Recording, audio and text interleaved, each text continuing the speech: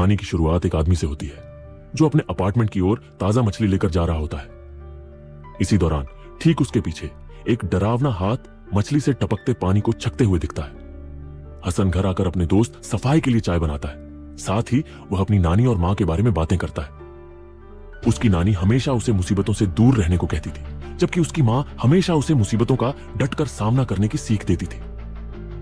जैसे ही चाय बन जाती है, हसन अपने दोस्त सफाई को आवाज लगाता है, लेकिन तभी उसे झटका लगता है। सफाई की लाश जमीन पर पड़ी होती है और सोफे पर एक भयानक भूतनी बैठी होती है। इस पेतनी के लंबे बाल थे, नुकीले नाखून थे और उसका शरीर सफेद कपड़े से ढका हुआ था। लेकिन सबसे डरावनी बात, उसके पैर उल्टे थे। हसन यह सब देखकर सदमे में आ जाता है, लेकिन जल्द ही उसे समझ आ जाता है कि सफाई की मौत इसलिए हुई क्योंकि उसने पेतनी से पीठ दिखाकर भागने की कोशिश की थी। अगर हसन भी भागने की कोशिश करता तो उसका भी वही हाल होता। तभी उसे अपनी मां की बातें याद आती हैं। मुसीबत का सामना करना ही सबसे सही तरीका है। हसन धीरे धीरे पेतनी के पास जाता है और उसकी आंखों में आंखें डालकर देखता है, लेकिन फिर अचानक पेतनी हसन की गोल्ड फिश को कच्चा ही निगल जाती है। अब हसन के पास कोई और रास्ता नहीं था, बाहर भी नहीं जा सकता था और मदद के लिए पुकारने पर भी कोई नहीं आता। वो एक योजना बनाता है पेतनी को मछली खिलाकर भागने का। हसन किचन में जाता है और बड़े फिश पीस काटने लगता है। हसन बिना देखे मछली काट रहा था क्योंकि उसे पेतनी से नजरें नहीं हटानी थी। जैसे तैसे वह एक टुकड़ा काटकर उल्टी प्लेट में पेतनी के सामने रख देता और चुपचाप अपना फोन उठाने के लिए किनारे खिसकता है। लेकिन तभी पेतनी गुस्से में आग बबूला हो जाती है। फिश कच्ची थी या शायद खून की गंध ने उसे गुस्से में ला दिया। वो मछली को दूर फेंक देती है। हसन का भागने का प्लान नाकाम हो जाता है। अब वो एक और तरकीब लगाता है फिश को पकाकर पेश करने की। लेकिन दिक्कत यह थी कि उसे हर समय पेतनी को देखना पड़ रहा था। इसी कोशिश में उसकी उंगली कट जाती है। जैसे ही इंसानी खून की गंध हवा में फैलती है, पेतनी पागल हो जाती है और हसन की तरफ बढ़ने लगती है। लेकिन आखिरी पल पर हसन अपनी उंगली मसाले में डुबो देता है, जिससे खून की महक खत्म हो जाती है। पेतनी इस बार तो शांत हो गई, लेकिन हसन को पता था कि यह सिर्फ अस्थायी हल था। वह तुरंत एक और चाल चलता है। वह सफाई की लाश को पेतनी के सामने बिठा देता है और उसकी आंखों पर टेप चिपका देता है ताकि ऐसा लगे कि सफाई उसे घूर रहा है। हसन ने फिश के टुकड़े को पेतनी के सामने रख दिया और धीरे धीरे पीछे हटने लगा। पेतनी ने मछली को देखा और अपने मुंह से काले रंग का एक गाढ़ा तरल निकालकर उस पर डाल दिया। इसके बाद वह बेहद घिनौने तरीके से मछली को खाने लगी। हसन ने इस मौके का फायदा उठाया और दरवाजे की तरफ बढ़ा, लेकिन तभी सफाई की लाश जमीन पर धड़ाम से गिर गई, जिससे पेतनी का ध्यान भटक गया। हसन का बचने का मौका लगभग खत्म हो गया था। सीन कट होता है और हम पाते हैं कि हसन एक ग्रुप ऑफ फ्रेंड्स को यह कहानी सुना रहा था। वे उत्सुकता से पूछते हैं, आगे क्या हुआ? तुम वहां से कैसे भागे? सीन फिर वापस कहानी में जाता है। हसन ने दरवाजा खोल लिया था, लेकिन उसने उसे फिर से बंद कर दिया। ऐसा लग रहा था मानो वह पेतनी को छोड़कर नहीं जाना चाहता था। उधर पेतनी हसन की फिश खाकर इतनी संतुष्ट हो गई थी कि वह उसे देखकर मुस्कुरा रही थी। हसन और पेतनी के बीच एक अजीब सा जुड़ाव बन चुका था, मानो दोनों ने एक दूसरे को स्वीकार कर लिया हो। लेकिन यह हिस्सा हसन अपने दोस्तों को नहीं बताता। वह सिर्फ इतना कहता है, कहानी बाद में सुन लेना, पहले खाना खा लो, मेरी पत्नी ने तुम सबके लिए फिश करी बनाई है। दोस्त चौंक जाते हैं। पत्नी? जी हां, हसन सिर्फ पेतनी से बचा ही नहीं बल्कि उसने उससे शादी भी कर ली। अब दोनों साथ रहते हैं। पेतनी कभी कभी ट्रैवलर्स और अजनबियों का शिकार करती है और हसन भी इसमें उसका साथ देता है। अब बढ़ते हैं अगली कहानी की तरफ, जिसका नाम है मिस्टी कीचू, यानी कुछ मीठा। कहानी की शुरुआत में हम महमूद नाम के एक आदमी को अपनी स्वीट शॉप की सफाई करते हुए देखते हैं। रात काफी हो चुकी थी और उसने दुकान का शटर आधा बंद रखा था। तभी बाहर कोई दरवाजे पर दस्तक देता है। महमूद बाहर देखने जाता है। वहां एक महिला खड़ी होती है जो उसे चेतावनी देती है कि रात के समय मिठाई की दुकानों में जिन आ सकते हैं। महमूद इस पर यकीन नहीं करता, लेकिन हम समझ पाते हैं कि उसे भूलने की बीमारी थी। वह छोटी छोटी बातें भी याद नहीं रख पाता था। इस बीमारी की वजह से उसकी बीवी अंतरा के साथ तनाव भी चल रहा था। अगली रात महमूद फिर से दुकान बंद करने की तैयारी कर रहा होता है, लेकिन फिर से दस्तक होती है। इस बार एक बूढ़ा आदमी जो लंगड़ा कर चल रहा था जबरदस्ती दुकान के अंदर आ जाता है। जैसे ही वह दुकान में आता है, वह महमूद को बताता है कि वह असल में एक जिन्न है। जिन्न अपनी पहचान साबित करने के लिए अपना रूप बदलने लगता है। वह कभी छोटी बच्ची बन जाता, कभी खूबसूरत औरत और कभी खुद महमूद। महमूद बुरी तरह डर जाता है और घबरा कर जिन से कहता है, जो मिठाई चाहिए ले लो और यहां से चले जाओ। लेकिन जिन पूछता है, इन मिठाइयों की कितनी कीमत हुई? महमूद जवाब देता है, मुझे याद नहीं। अब जिन को महमूद की भूलने की बीमारी पर दया आ जाती है, जिन महमूद को एक विश, इच्छा मांगने का मौका देता है, महमूद अपनी आंखें बंद करता है और एक इच्छा मांगता है। अगले सीन में महमूद अपने घर जाता है और अपनी बीवी अंतरा से मिलता है, लेकिन इस बार वो पूरे आत्मविश्वास के साथ उनकी पहली मुलाकात की यादें दोहराने लगता है। हमें एहसास होता है कि महमूद ने विश में अपनी बीवी के साथ पहली मुलाकात की याद मांगी थी। अंतरा उसे देखती है और पूछती है, अच्छा, तो क्या तुम्हें यह भी याद है कि मेरे शॉल पर कितने फूल थे? अगर आपको यह स्टोरीज पसंद आई तो मैं और भी इस तरह की कहानियां लाता रहूंगा। चैनल को सब्सक्राइब कर लीजिए। आगे बढ़ते हैं। महमूद को शॉकिंगली यह भी याद था, जो कि 34 था। इस बात से अंतरा इंप्रेस हो जाती है और अगले दिन वही शॉल निकालकर उस पर बने फूलों को गिनती है, जो कि बिल्कुल 34 ही थे। अंतरा को लगता है कि अब उसका हस्बैंड ठीक होने लगा है। उधर दुकान में महमूद एक लड़के से कहता है कि पहले की मिठाइयों के पैसे चुका दो, वरना नई मिठाइयां नहीं मिलेंगी। लड़का कहता है कि कोई गवाह है क्या कि उसने मिठाई ली थी? इस पर महमूद उसे उस दिन का पूरा हाल सुना देता है कि वह कब आया था, क्या किया था। इससे यह साफ हो जाता है कि पहले लोग महमूद को बुद्धू बनाकर मिठाइयां ले जाते थे, लेकिन अब ऐसा नहीं हो पाएगा। धीरे धीरे महमूद की दुकान में भीड़ बढ़ने लगती है। लोग उससे पास्ट में हुई घटनाओं के बारे में पूछते हैं, जैसे क्रिकेट के सवाल और जनरल नॉलेज से जुड़े प्रश्न। महमूद हर सवाल का जवाब देता है, लेकिन एक शर्त पर, जो भी पूछेगा उसे दुकान से 2 किलो मिठाई लेनी पड़ेगी। इस तरह उसकी मिठाइयों की बिक्री बहुत बढ़ जाती है और वह खुद को ज्ञानी समझने लगता है। एक रात महमूद और जिन आपस में बैठकर बातें कर रहे होते हैं। जिन महमूद से पूछता है कि आज कौन सी मिठाई खिलाओगे। महमूद उसे दुकान से जाने के लिए कह देता है, क्योंकि आज दुकान में मिठाइयां खत्म हो गई थी। महमूद बार बार जिन को भाई भाई कह रहा था, जिससे जिन को गुस्सा आ जाता है। वह कहता है कि पहले दिन तुम मुझे सर बुलाते थे और आज भाई कह रहे हो। जिन उसे याद दिलाता है कि उसी के वरदान की वजह से ही महमूद को सब याद है, तो उसे इतना इतराना नहीं चाहिए। लेकिन महमूद फिर भी नहीं मानता और कहता है कि उसने जिनसे वरदान नहीं मांगा था, बल्कि जिन ने खुद दिया था। और दिया भी तो क्या, ये छोटी सी चीज देना ही था तो कुछ और बड़ा दे देते। यह सब सुनकर जिन समझ जाता है कि महमूद अब घमंडी हो गया है। जिन यह भी कहता है कि उसने भी अपनी जिंदगी में घमंड किया था, जिसकी वजह से वह अब यह हालत में है। घर आकर महमूद आधी रात को अपनी पत्नी अंतरा से पूछता है कि वह उसे उस गाने के बोल बताए जो उसके दिमाग में चल रहे हैं। असल में अब महमूद को सब कुछ याद आ गया था, लेकिन गाने के बोल याद नहीं आ रहे थे। अंतरा उसकी बातों का कोई जवाब नहीं देती, तो महमूद उस पर आरोप लगाने लगता है कि जब उनका फैमिली डॉक्टर घर आता है तो वह उसके लिए सजती संवरती है। इस तरह वह अंतरा पर चीटिंग का इल्जाम लगाने लगता है। धीरे धीरे महमूद को अपने बचपन से जुड़ी सारी बातें याद आने लगती हैं, यहां तक कि वह यह भी महसूस करता है कि वह अपनी मां के गर्भ से कैसे पैदा हुआ था। और यह साफ हो जाता है कि महमूद पुरानी बातें याद करते करते पागल हो चुका था। इस दौरान खिड़की से जिन महमूद की इस हालत को देखकर मुस्कुरा रहा था।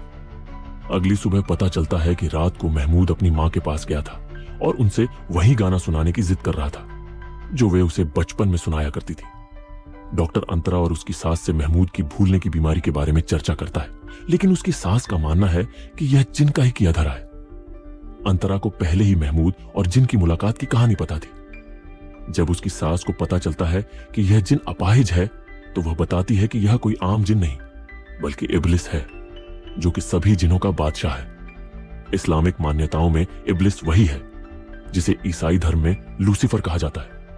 यह सुनते ही अंतरा घबराकर महमूद की दुकान की ओर दौड़ पड़ती है, लेकिन तब तक बहुत देर हो चुकी थी। महमूद अब जीवित नहीं था।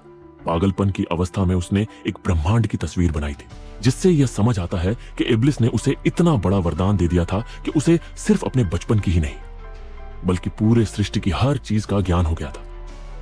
यह ज्ञान इतना भारी था कि उसे सहन नहीं कर सका और उसकी जान चली गई। अगले दृश्य में महमूद की अंतिम क्रिया का दृश्य दिखाया जाता है, जहां अंतरा और उसकी सास आपस में चर्चा कर रही होती हैं कि उन्होंने हमेशा महमूद को उसके भूलने की बीमारी के लिए कोसा, लेकिन अब वही महमूद उनके लिए सिर्फ एक याद बनकर रह गया था। वे चाहती थीं कि वे इस दर्द को भूल जाएं। क्लाइमैक्स में इब्लिस अंतरा के पास आकर बैठता है और उसे एक प्रस्ताव देता है। अगर उसे कुछ भूलना है तो वह उसकी मदद कर सकता है। यहीं पर एपिसोड खत्म हो जाता है। इस एपिसोड में महमूद और इब्लिस की कहानी सामने आती है। शुरुआत में इब्लिस ने उसे एक वरदान दिया था, लेकिन जब महमूद को अपने ज्ञान का घमंड होने लगा तो इब्लिस ने उसी वरदान को और बढ़ा दिया। नतीजा यह हुआ कि महमूद इस बोझ को सहन नहीं कर पाया और उसकी जान चली गई।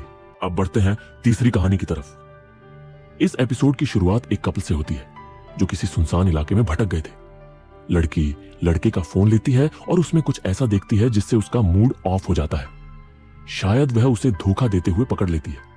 हालांकि वह उसे छोड़ना नहीं चाहती, फिर भी वह गुस्से में एक नदी पार करके एक छोटी सी बस्ती में पहुंच जाती है। लड़का सफाई देने की कोशिश करता है कि जो भी उसने देखा या सुना वह सिर्फ एक कहानी थी, लेकिन लड़की जवाब देती है कि हर कहानी में कुछ न कुछ सच्चाई तो होती ही है। अब दोनों नदी के किनारे पहुंचते हैं जहां एक उल्टी पड़ी नाव दिखाई देती है।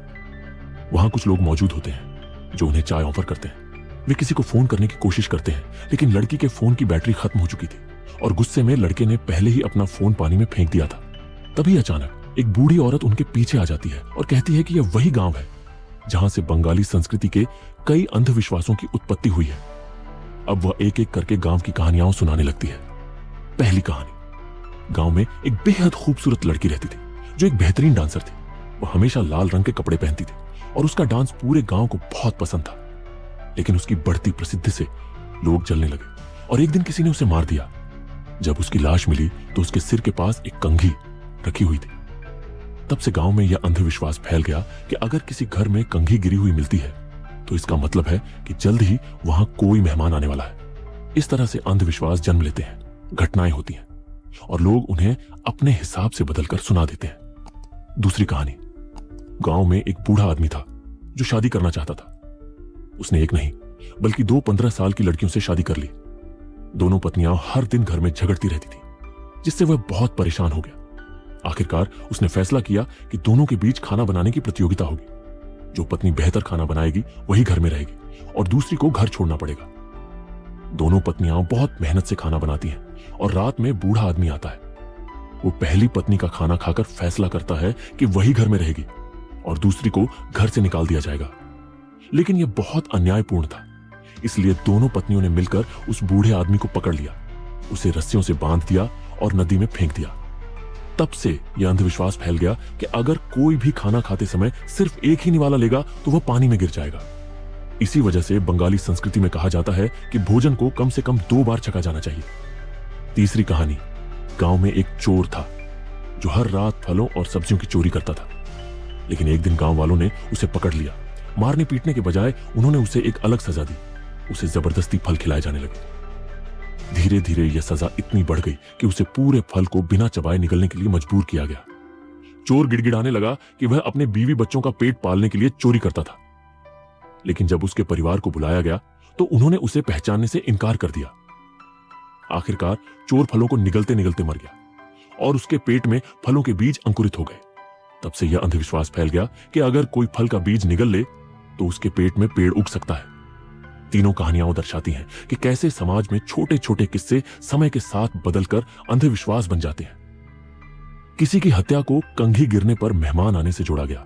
एक बूढ़े आदमी की कहानी से खाने का पहला निवाला पानी में गिरने का अंधविश्वास बना और एक चोर की मौत से बीज निकलने से पेड़ उगने की धारणा फैली। यह एपिसोड हमें यह सोचने पर मजबूर कर देता है कि कई बार जो बातें हमें सच लगती हैं वे असल में सदियों से बदली और घड़ी गई कहानियां नहीं होती हैं। अब कहानी के प्रेजेंट टाइम में रात हो चुकी थी। लड़का गांव की तरफ चार्जर की दुकान ढूंढने के लिए निकलता है। रास्ते में एक बूढ़ी औरत उसे रोककर चेतावनी देती है, रात को खुले बालों में मत जाना। लड़का हंसते हुए जवाब देता है, अरे ये अंधविश्वास तो लड़कियों के लिए होता है, और वह अपनी राह चला जाता है। अब हम चलते हैं तीसरी और फाइनल कहानी की तरफ, जो एक छोटे लड़के की थी। उसी गांव में एक छोटा लड़का रहता था। वह था तो लड़का, लेकिन उसे लड़कियों की तरह सजने संवरने का बहुत शौक था। बचपन से ही वह साड़ी पहनता था और लिपस्टिक भी लगाया करता था। इस कहानी के कई अलग अलग वर्जन्स प्रचलित हैं। कुछ लोग कहते हैं कि एक दिन उसके पिता ने उसे सजा दी, जिसके बाद वह पूरी जिंदगी अपने कमरे में ही बंद रहा और कभी बाहर नहीं निकला। कुछ का मानना है कि वह रात में गांव वालों के फलों और सब्जियों की चोरी करता था, जैसा कि हमने तीसरी कहानी में सुना। एक अन्य कहानी यह भी कहती है कि उसके पिता ने उसे मारा पीटा नहीं, बल्कि कहा, अगर तुम्हें लड़की बनने का शौक है तो मैं आज ही तुम्हारी शादी करा देता हूं। फिर उसे गांव के एक बूढ़े आदमी की दूसरी पत्नी बनाकर ब्याह दिया गया। एक और कहानी में कहा जाता है कि वह लड़का घर से भाग गया और बाद में डांसर बन गया, लेकिन सच्चाई कुछ और थी। असल में उस रात उसकी मां जाग गई थी जब उसने अपने बेटे को इस रूप में देखा तो वह डर के मारे जोर से चीख पड़ी। उसकी चीख सुनकर पूरा गांव इकट्ठा हो गया। गांव वालों ने उसे इतना मारा कि वहीं उसकी मौत हो गई, लेकिन उसकी आत्मा चैन नहीं पा सकी। वो एक पिशाच बन गया। आज भी वो गांव के पेड़ों पर घूमता रहता है। इसीलिए कहा जाता है कि रात में खुले बालों के साथ बाहर मत जाओ। अब हम फिर से वर्तमान में लौटते हैं। लड़का खुले बालों में घूम रहा था, तभी उस पर उसी छोटे लड़के की पिशाच आत्मा की नजर पड़ती है। पेड़ से उतरते ही पिशाच एक भयानक डांस करता है। फिर वही घटना दोहराई जाती है। लड़का मारा जाता है और उसके बाल काट लिए जाते हैं, क्योंकि उस पिशाच को लंबे बालों से बेहद नफरत थी। अंतिम क्षण में, मरने से ठीक पहले, लड़का अपनी प्रेमिका को याद करता है। उसी वक्त दूर बैठी लड़की को अचानक हिचकी आने लगती है। बूढ़ी औरत लड़की से कहती है, बंगाली संस्कृति में हिचकी आने का मतलब होता है कि कोई तुम्हें याद कर रहा है। यहीं पर तीसरा एपिसोड खत्म हो जाता है। इस एपिसोड में हमने देखा कि कैसे अंधविश्वास जन्म लेते हैं। एक ही कहानी के अलग अलग वर्जन्स बन जाते हैं और लोग उसमें मिर्च मसाला लगाकर उसे और भी डरावना बना देते हैं। अब सवाल यह है, क्या आप इन चीजों में विश्वास करते हैं? हम बढ़ते हैं फाइनल एपिसोड की तरफ, जिसका नाम है निशरदाग, और इसकी शुरुआत होती है दो छोटे बच्चों से जो समुद्र के किनारे प्लास्टिक कचरा इकट्ठा कर रहे होते हैं। उनमें से एक, बिच्छी, अपने दोस्त को चेतावनी देता है, अगर समुद्र के उस पार से कोई तुम्हें पुकारे तो उसकी तरफ देखना मत और जवाब बिल्कुल मत देना। लेकिन उसका दोस्त शायद यह ठीक से समझ नहीं पाता। थोड़ी देर बाद बिच्छी अपने दोस्त को पास बुलाता है, क्योंकि वह अकेले डर रहा था। उसका दोस्त उसकी बात मानकर पास जाता है, पर तभी एक चौंकाने वाली घटना घटती है। हम देखते हैं कि असली बिच्छी पीछे से उसे पुकार रहा है। यानी जो बिच्छी उसके सामने खड़ा था वह असल में कोई और था। बंगाली लोक कथाओं में निशिरदाग एक कुख्यात शापित आत्मा होती है। कहा जाता है कि यह आधी रात को लोगों को 2 बार बुलाती है। अगर कोई इसका जवाब दे दे तो वह उसे अपने साथ ले जाती है। अब सीन बदलता है और हमें सुलेमान दिखता है, जो अपने दोस्त को निशिरदाग की कहानी सुनाता है। इस बातचीत से हमें पता चलता है कि सुलेमान की गर्लफ्रेंड लामिया हाल ही में गुजर चुकी थी और उसकी मौत ने उसे पूरी तरह तोड़ दिया था। सुलेमान बार बार लामिया के पुराने वीडियो देखता और उसकी यादों में खोया रहता।